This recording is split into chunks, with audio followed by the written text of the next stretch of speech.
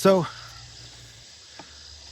I haven't recorded anything in a little while. It's just been super busy, and I've been a little bit discouraged that my production of the harvest has not been kind of what it was last year.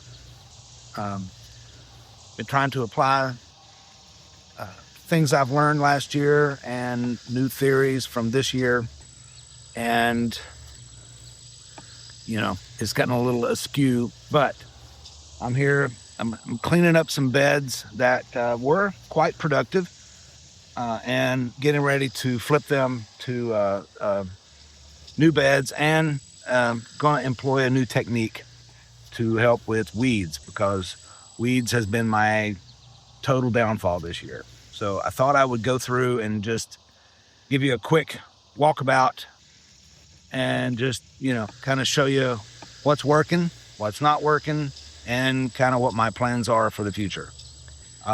So let me flip around here and we'll go. So I started out with this great plan to do living mulch for half of this bed and some beds further down. And overall, I'm happy with the way this worked, but my spacing was not the best. I got too close together. I didn't leave enough room between rows to manage the pathways, so the weeds got out of hand. I've been 2 weeks I've been a couple of weeks trying to get to these beds to flip them. So I had 2 rows of squash there, and then 3 rows of brassicas, and then a row of radishes, and then some stuff I tried down on the end down there that just didn't work, didn't come up. Root vegetables have been the biggest challenge for this farm so far. It's the thing I cannot get to grow. So it's something I'm working on, and I will figure it out. Rest assured, we will be able to grow some carrots and beets on this place before I'm done with it. So don't be worried about that. There will be carrots. This is my going to be a hedgerow perennial strip here. This is a sunchoke. There's a row of peppers on the back side of it there. This is entirely too close to it. I knew these things grew, but oh my goodness. These have turned into a little 4-foot by 50-foot, well, not quite 50-foot jungle. These were some scarlet, but there was something else with it that came up, but nowhere else. I've looked it up. I wasn't familiar with this plant. It is medicinal, but not something you would take to the farmer's market or really want to offer in a pick your own either. So that's again, personal experiment. We'll dig all that out and see how it goes. The trellis, I like this trellis that I've built, but again, bandwidth and time have been kind of the downfall of this trellis, is managing it. The trellis is some leftover sheep fence with some T-posts and then some brackets to reinforce them. And then I put these I put these tensioning ratchets on them to pull them tight so that I can retension them as needed. And I love these things. If you're tensioning a trellis, you need these. As you can see, this was the deep hay mulch experiment that, again, time to manage is the issue here. The heat, just, I'm not the spring chicken I used to be, and the heat over the last month or so has just really limited the number of hours I can work in a day. So that's part of what's done that. I have access to all the hay. This is unsprayed, no chemical fertilizer, nothing, just what hay will grow hay. And I have access to just about all of this I can use for mulching, composting, whatever the case may be, which is, that's a huge bright spot for this farm, and just cost me the time and effort it takes to harvest it, plus some fuel. This was an experimental strawberry patch. As you can see, it did not go as planned. I mean, there's strawberries down in there, right? But the mulch did not perform. This was 10-ounce burlap with a heavy hay mulch underneath it, which in theory should have worked, but I did not prepare the soil underneath it properly. I screwed that up. They did not have a sterile bed underneath there before I started with the mulches and stuff. So it was, it just came right up. Some successes. This is a flower patch. Needs a little adjustment. We're going to widen the rows next year so that we can get to everything. Probably triple the width. May even take and combine some beds together here to make more space. But the mixed cut flower patch has grown beautifully. I'm very, very happy with that. So over here we've got just some filler. I had some extra sunflower seeds and wanted to put them in the ground to just provide a little more bloom and pollinator habitat. But this was the garlic and some tulips earlier. As you can see, plantain is probably one of the biggest weeds we deal with here. The seed bank is probably got a 50-year supply of these things. So we're working on that. Again, the methods are going to change a little bit. This is a row of mid-season squash I've planted. I don't see any blooms yet, but we're not far from opening these up. I'll have to go through here and weed it really good one more time. But that's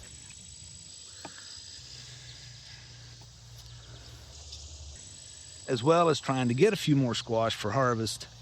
Also trialing, I've got 3 different varieties of squash going in here to see if one does better than the other. Over on this side, we have some Asian greens. Again, the weeds are taking over. Pigweed is the bane of the farm day around here. Some Asian cabbage here. Getting a little sun scald. Gonna start harvesting it for this week's market. Bok choy here. It's we pulled some of it last week. It's growing nicely. Again, it's getting a little sun scald,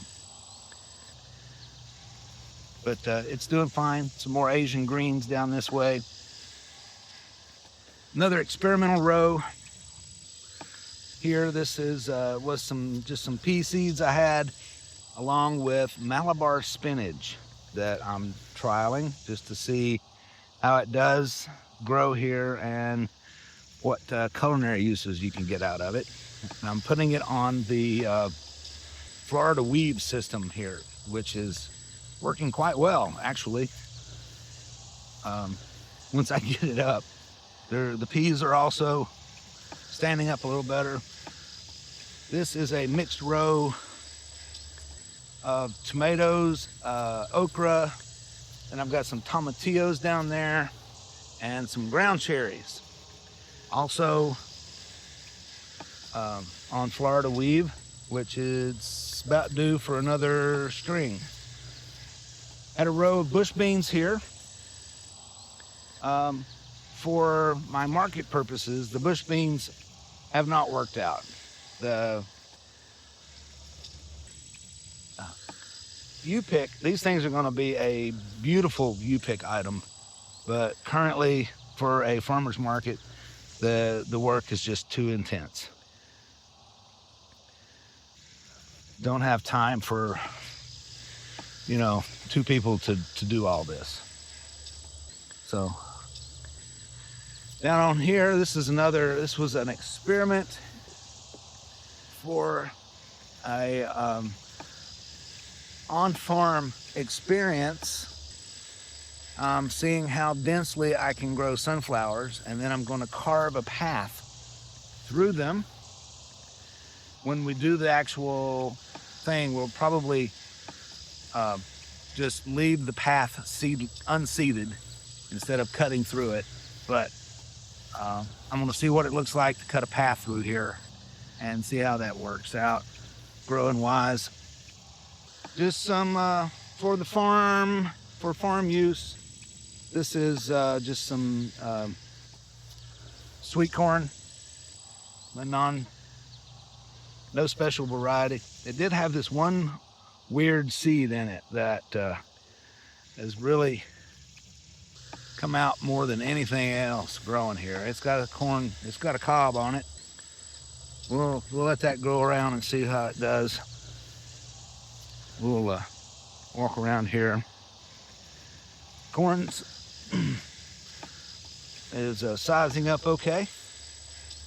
Another week, 10 days, I think we'll be pulling all of that. This is the back side of the sunflowers. You can see get a kind of a view going up that way. This was one of the failures. You can see all the pigweed along through there. This was sorghum that was just eat up with pigweed. Was not able to get the weeds out of it before it got so tall I couldn't manage it, and I'm trying my absolute best. I would rather lose the crop than gain the weeds. So I'm gonna be down here with a weed eater probably this afternoon or tomorrow, kind of clean up that edge, and then reach in and hand pick out anything that's not weed eater can't get. This is an addition here for this year. This is 4 rows of lavender. There's 4 60-foot rows. This whole bed is like 60 by 60, while the other beds are all 50 by 50. Well, and then there's some plots, some smaller ones that are like 20 or 25 by 50. But the lavender is growing really nice. We've had really good success. It's ready to be topped, but as you can see, again, weed pressure has been remarkable. This is probably the worst piece of ground we've got. It is super rocky. I mean, super rocky, and just, hard to grow stuff here. Hard to grow stuff here. So we're working on getting rid of the weeds without damaging the lavender. That's a bigger chore than I had anticipated. Let's do a quick over here. We've got a row. This is a row of hot peppers here. I've got an empty row there that I haven't put anything in yet. Let's switch around over here. You can see the 2 posts. That's center. That's where I was watering in the cover crop, which was clover and cereal rye, winter rye, that went in this spring. and I've just sort of kept it mowed so we don't get any additional weeds in it. But you can see the plantain is, like I said, got a seed bed that's probably 50 years deep. So moderate failure, moderate success on this side down through here. These are thornless blackberries in here.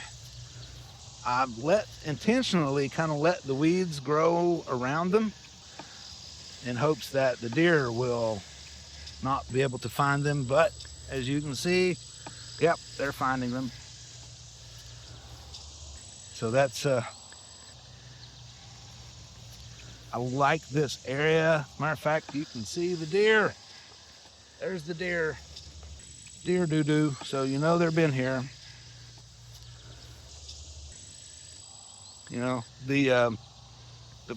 The raspberry plants or blackberry plants are growing, but they are not thriving. Same with the blueberry plants. It's just again, the idea was to, until I could get back to them, let the weeds sort of hide the plants, which is working, but now the plants are just, they're not doing well at all. They're struggling down in there. So again, kind of an experiment. More hay mulch.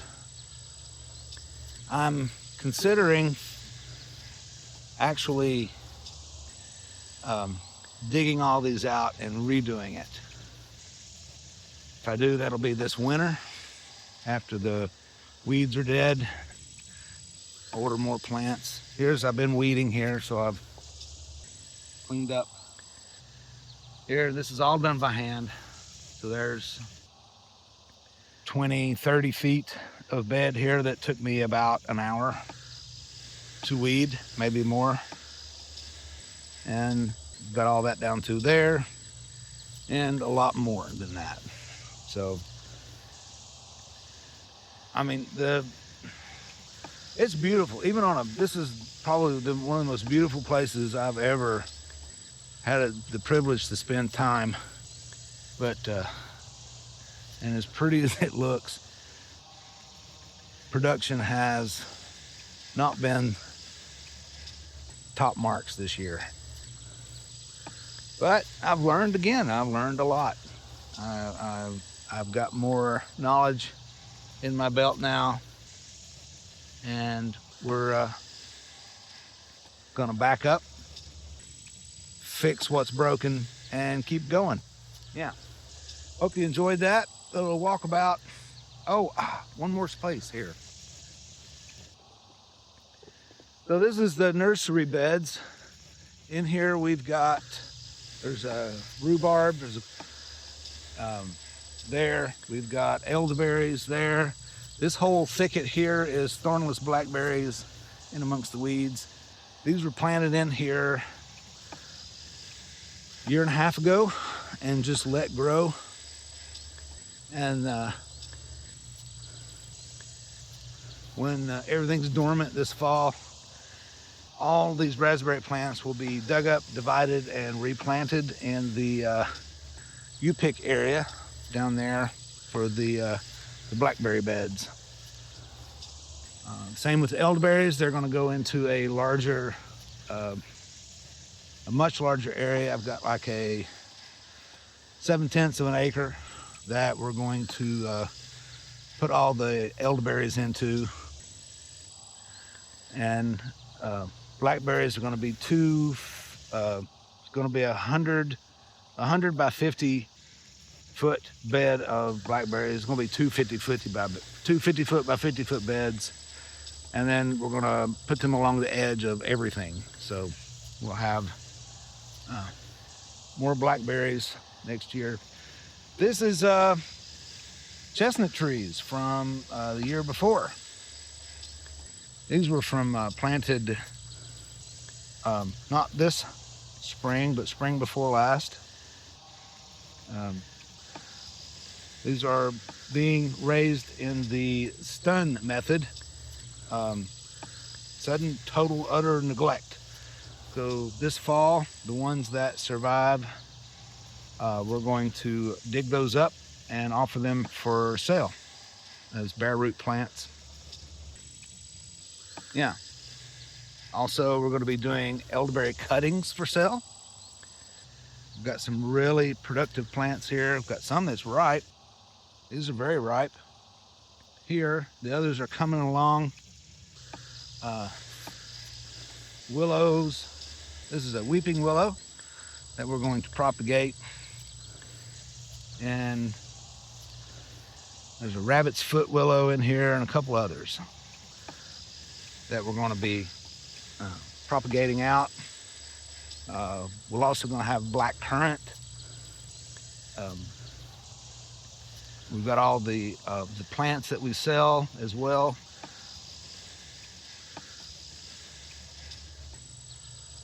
There's my work area that I put up. This is a 10 by 20. It's just a inexpensive Amazon garage shelter that I have reinforced and have put proper cargo ratchet straps to deep metal posts that are holding it to the ground. So hopefully the 60-mile-an-hour windstorms we get in the spring will not deter that.